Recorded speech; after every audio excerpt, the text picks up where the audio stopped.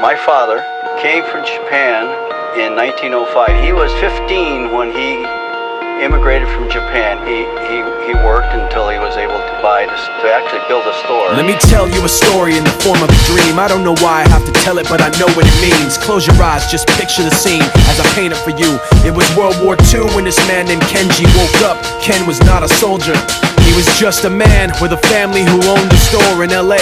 That day, he crawled out of bed like he always did, bacon and eggs with wife and kids. He lived on the second floor of a little store he ran. He moved to LA from Japan, they called him immigrant. In Japanese, he'd say he was called Issei. That meant first generation in the United States, when everybody was afraid of the Germans, afraid of the Japs, but most of all afraid of a homeland attack. And that morning, when Ken went out on the doormat, his world went black, cause right there, front page news, 3 weeks before 1942, Pearl Harbor's been bombed and the Japs are coming. Pictures of soldiers dying and running.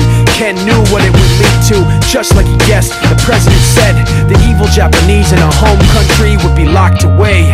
They gave Ken a couple of days to get his whole life packed in 2 bags. Just 2 bags, couldn't even pack his clothes. Some folks didn't even have a suitcase to pack anything in, so 2 trash bags is all they gave them. And when the kids asked, "Mom, where are we going?" nobody even knew what to say to them. Ken didn't want to lie, he said the US is looking for spies, so we have to live in a place called Manzanar, where a lot of Japanese people are. Stop it, don't look at the gunman. You don't want to get the soldiers wondering if you're gonna run or not, cause if you run then you might get shot. Other than that, try not to think about it. Try not to worry about it being so crowded, cause someday we'll get out. Someday, someday. As soon as war broke out, so the FBI came and they just come to the house and you have to come. All the Japanese have to go. They took Mr. Need and people couldn't understand why they had to take him, because he's just innocent laborer. So now they're in a town with soldiers surrounding them. Every day, every night, look down at them. From watchtowers up on the wall, Ken couldn't really hate them at all.